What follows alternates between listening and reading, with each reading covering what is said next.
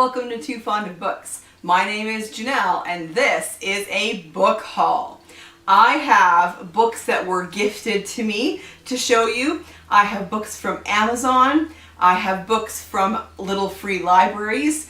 I have books from a thrift store, and I have books from Better World Books. I've got quite a lot here, so let's just dive straight in. I received The Diary of a Nobody by Grossman. What was his first name? George and Weedon Grossmith. I say Grossman. George and Weedon Grossmith. This was sent to me by Kate Howe. Thank you so much, Kate. That was so kind to send this to me. She said that she thought this would be the perfect book for my current time of life. It is very humorous. She found it very, very hilarious. So this is a Victorian book. It's teeny tiny, as you can see. It is about Mr. Charles Tudor. He is a respectable man. He has just moved into a desirable home in Holloway with his dear wife Carrie, from where he commutes to his job, a vaulted clerk at a reputable bank in the city. Unfortunately, neither his friends Mr. Cummings and Mr. Gowing, nor the butcher or the greengrocer's boy seem to recognize Mr. Tudor's innate gentility, and his disappointing son Lupin has gone and got himself involved with the most unsuitable fiancée. This comic novel by George and Weedon Grossmith, perfectly illustrated by Weedon, is a glorious, affectionate caricature of the English middle class at the end of the 19th century. So I'm really looking forward to getting into this. I'm thinking that I'm going to save it for Victober, but I might not be able to. I might just have to dive straight in. So here's an example of the illustrations that they were talking about. So thank you very much, Kate Howe. Carolyn from Carolyn's Reading Ramblings very kindly sent me this gorgeous, gorgeous copy of Midsummer Mysteries by Agatha Christie. I mean, isn't this just beautiful? I'm going to even show you the back because this is just, it is just a beautiful, beautiful edition. And look at the end papers. Yeah. Fantastic. I love it so much. So these are some short stories that are all kind of set in the summer, summery short stories.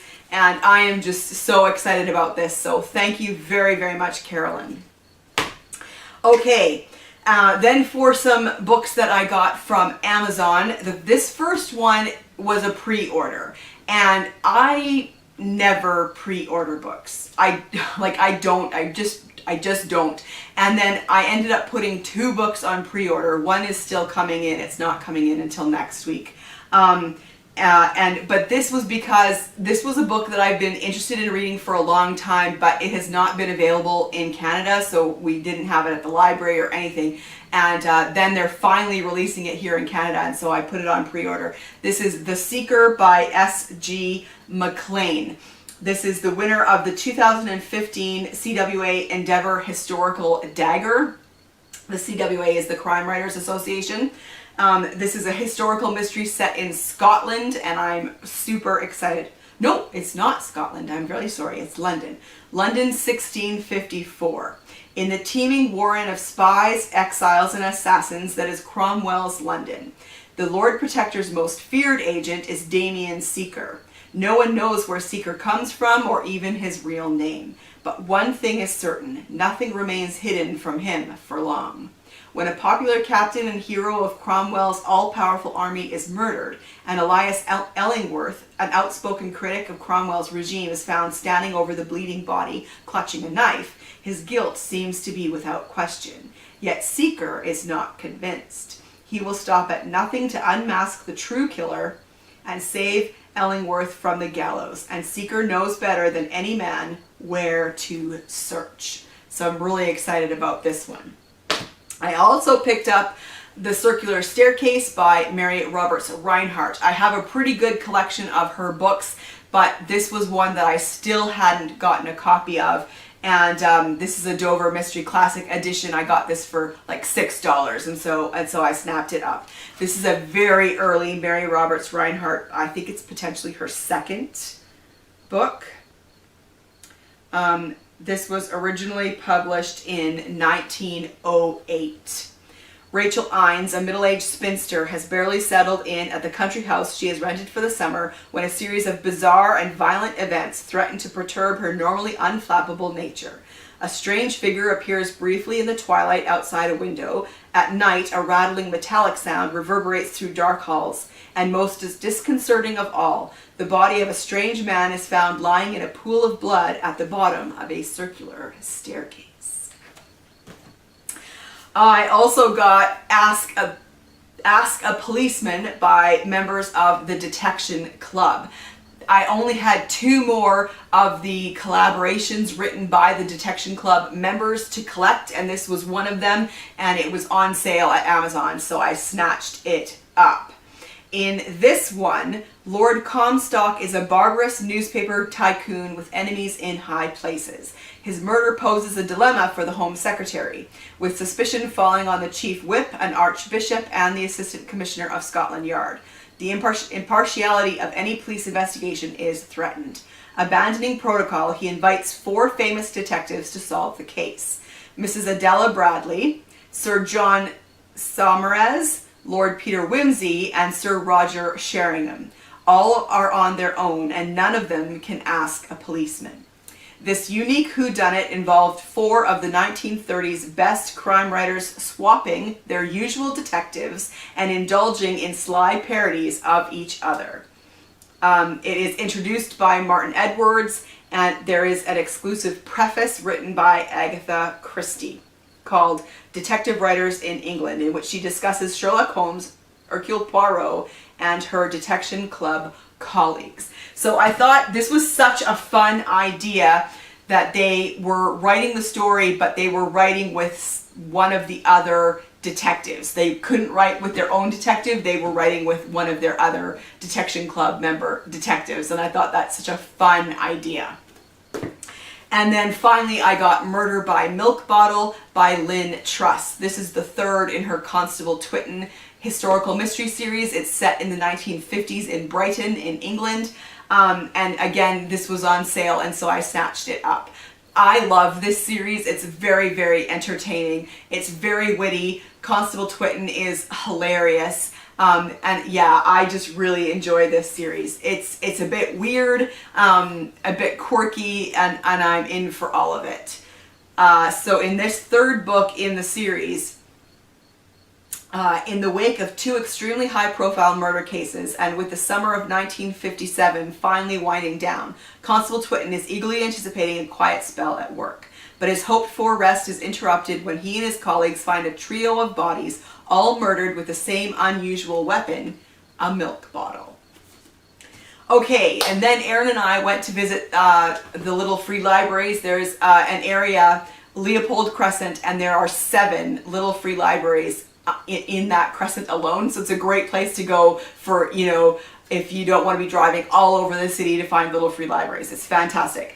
I found 2 in the series by Patrick Taylor. I found An Irish Country Courtship and An Irish Country Cottage. I haven't read any in the series so far, but I have been slowly collecting them, most of them from little free libraries, and so I'm excited to get into these. I found The Tudor Throne by Brandy Purdy. I love Tudor historical fiction. In the wake of Henry VIII's death, England's throne is left in a precarious state, as is the peculiar relationship between his 2 daughters. Mary, the elder, once treasured, had been declared a bastard in favor of her flame-haired half-sister Elizabeth, born of the doomed Anne Boleyn. Yet the bond between the sisters was palpable from the start. Now reinstated, Mary eventually assumes her place as queen. But as Mary's religious zeal evolves into a reign of terror, young Elizabeth gains the people's favor. Gripped by a tormenting paranoia, Mary is soon convinced that her beloved Elizabeth is in fact her worst enemy. And the virginal Elizabeth, whose true love is her country, must defy her tyrannical sister to make way for a new era. So that's interesting. That's a really fascinating period of time. So I'm interested to see kind of the take that Brandy Purdy takes on all of that. And then I found The Salamanca Drum by Dorothy Eden. This is historical fiction from the 70s. I love it. We're going really old school here. This is, yes, 1977. And I'm going to show you the back because that's also awesome. The blood of heroes beats in spirited Matilda Duncastle's veins. Born to one of Britain's legendary military families, Matilda was a direct scion of empire. And even ever in her heightened imagination, she heard the rat-a-tat-tat of the Duncastle's most precious heirloom, the Salamanca drum, the drum that had sounded to lead one of the Duke of Wellington's regiments into war. Nestled deep in the Somerset countryside, Matilda's stately home, Sanctuary, was a memorial to those fiery, dedicated Duncastles. Its walls displayed their portraits in full regimental regalia.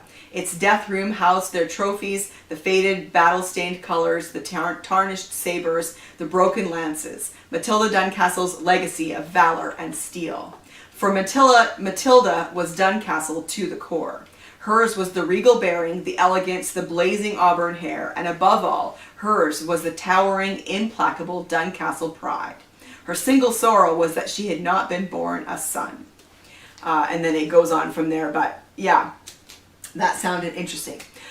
Okay, and then we visited a thrift store that had a pretty good book section, and we made a pretty good dent in it. So I got a couple books by Barbara Kyle. This is The King's Daughter, and this is The Queen's Captive. These are, again, Tudor era historical fiction.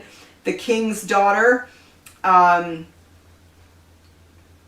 is about Queen Mary assuming the throne. So this will be interesting because both the books, the one I showed you earlier and this one, are about that same time period. Her first order of business is to wed the devout Prince Philip of Spain, creating a powerful alliance that will transform Mary's fanatical dream of ridding England of Protestantism into terrifying reality. And so begins the reign of Bloody Mary. This one, The Queen's Captive, England 1554. In the wake of the failed Wyatt Rebellion, a vengeful Queen Mary has ordered all conspirators captured and executed. Among the imprisoned is her own sister, 21-year-old Princess Elizabeth. Though she protests her innocence, Elizabeth's brave stand only angers Mary more. So again, from that same time period, which I find really fascinating. I found another book in the Crowner John series by Bernard Knight. This is The Manor of Death. I'm pretty close to having this entire series now, which is very exciting. This is a series set in 1196, so we're in the medieval time period, and this is in Exeter.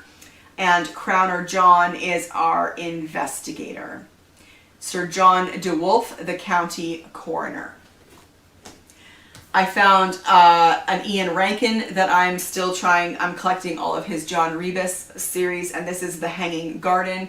The Hanging Garden is the book in the series that won the 1997 Crime Writers Association McCall Gold Dagger for Fiction.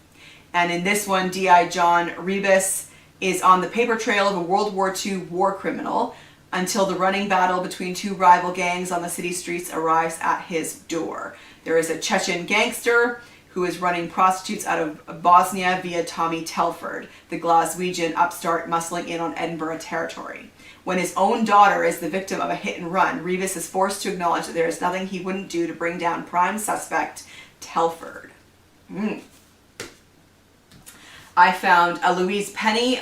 This is another series that I'm collecting. This is A Better Man.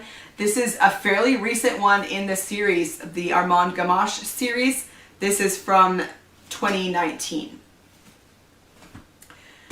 And then I found a Jean Plaidy. I'm also collecting her books. This is Mary, Queen of France. This was one that she wrote in 1964. Yes. A Princess and a Born Rebel. Princess Mary Rose is the youngest sister of Henry VIII and one of the few people whom he adores unconditionally. Known throughout Europe for her charm and good looks, Mary is the golden child of the Tudor family and is granted her every wish. Except when it comes to marriage. Henry VIII locked in a political showdown with France, decides to offer up his pampered sister to secure peace between the two mighty kingdoms. Mary is unwillingly sent to France to become the wife of the elderly, ailing King Louis.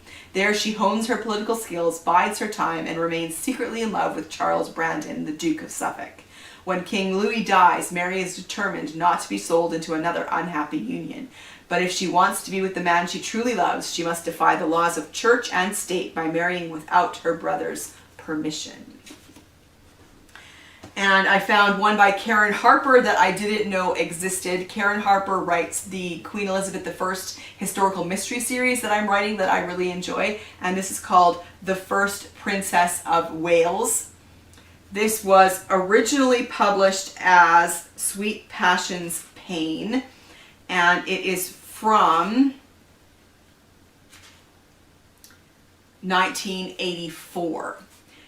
The daughter of a disgraced earl, she matched wits with a prince. It is the 14th century, the height of the medieval age, and at the court of King Edward III of England, chivalry is loudly praised while treachery runs rampant. When the lovely and high-spirited Joan of Kent is sent to this politically charged court, she is woefully unprepared for the underhanded maneuverings of her peers. Determined to increase the breadth of his rule, the king will use any means necessary to gain control of France, including manipulating his own son, Edward, Prince of Wales. Joan plots to become involved with the prince to scandalize the royal family, for she has learned they engineered her father's downfall and death. But what begins as a calculated strategy soon, to Joan's surprise, grows into love. When Joan learns that Edward returns her feelings, she is soon fighting her own, for how can she love the man that ruined her family? And I found another in the Maisie Dobbs series that I am collecting. This is The Mapping of Love and Death by Jacqueline Winspear. Maisie Dobbs is a private detective in the 30s. Well, the series kind of seems to go from the 20s to the 40s, I think. This one in the series is in 1932. And I found The Tudor Conspiracy by C.W. Gortner. This is a historical mystery. I found a lot of kind of Tudor era books this time around in the thrift store. That's interesting. Hunted by a shadowy foe in Bloody Mary's court, Brendan Prescott plunges into London's treacherous underworld to unravel a dark conspiracy that could make Elizabeth queen or send her to her death. And then this was intriguing. This is The Mysterious Affair at Styles, which I already own. But it says right here on the front, fully restored edition includes a newly discovered deleted scene. So I had to get it. This is a William Morrow edition, and they have included a previously deleted scene and commentary by John Curran. He's the guy that wrote the Secret Notebooks. Let's see. So what they've included here is her original ending. When she first wrote The Mysterious Affair at Styles, she had the ending take place in a courtroom, and Poirot from the witness box kind of gives his summation of the case. And this book includes that first ending. This new edition of The Mysterious Affair at Styles is the first to restore Agatha Christie's original unpublished courtroom ending in her book, so that you, the reader, can judge whether or not John Lane was right in insisting on a rewrite. The deleted version of Chapter 12, The Last Link, is printed at the back of the book and can be read as an alternative to the published Chapter 12. Because the original chapter has been reconstructed from the unedited draft in Notebook 37, I have added conventional punctuation, etc. So this is John Curran that's writing that. So I'm really interested actually in reading what her original ending was. So I'm really excited that I found that. And then I found a couple in the No. 1 Ladies Detective Agency series. This is a series about Precious Remotsway, who runs a private detective agency in Botswana, and this is Blue Shoes and Happiness, and this is the Limpopo Academy of Private Detection. And then last but not least, from the thrift store, I found The Limehouse Text by Will Thomas. This is a Victorian era historical mystery series. The main character is an inquiry agent named Cyrus Barker. He has an assistant called Thomas Llewellyn. And this one is actually the third in the series. They discover a pawn ticket among the effects of Barker's late assistant, leading them to London's Chinese district, Limehouse.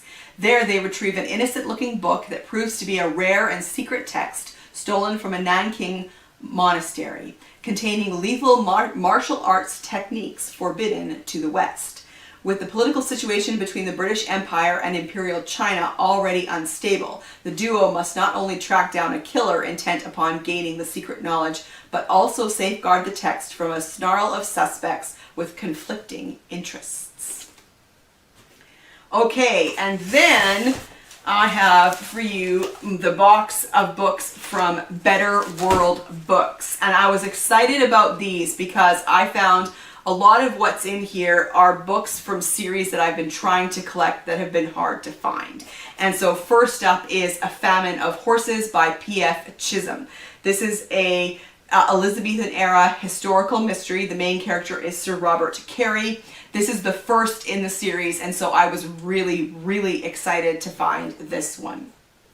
It's 1592, and Sir Robert Carey gets sent to the north to Carlisle to take up his new post as Deputy Warden of the West March. And this is a great series. I've been reading them out of order because they've been so hard to find. I've just been reading them as I find them, but I'm really excited that I found the first one. I got Maggotty and the Moonbeams by Joan Hess. This is part of her Arlie Hanks Maggotty series. So this is set in Arkansas, and Arlie Hanks is the chief of police in a very small town. It's less than 800 people. And I love this series. It's very entertaining. It's very funny, but they're also really good. They're really good mysteries. And so I've got just a few more left to collect this series, so I was excited to find that one. I found one of the Miss Seaton ones. This is Miss Seaton Undercover by Hamilton Crane. This is a series that was originally published by Heron Carvick. It was picked up by Hamilton Crane and Hampton Charles. And Miss Seaton is a fantastic character. I really, really like her. She is a retired art teacher. And she ends up helping the police because when she draws things, she ends up including things in her pictures that are really helpful to the police. This is such an entertaining series. I really, really enjoy it. And then I got a couple in the Art Theft Squad series by Ian Pears. This is Giotto's Hand and The Raphael Affair. The Raphael Affair is the first one in the series, so I was really excited to find this one. This is a series that combines art and history, literature, and mystery fiction.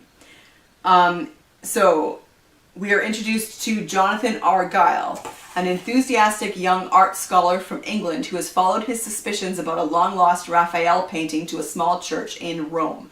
Not only is the painting in question gone from the site, it has been swiftly purchased, restored, auctioned, and installed in Rome's National Museum.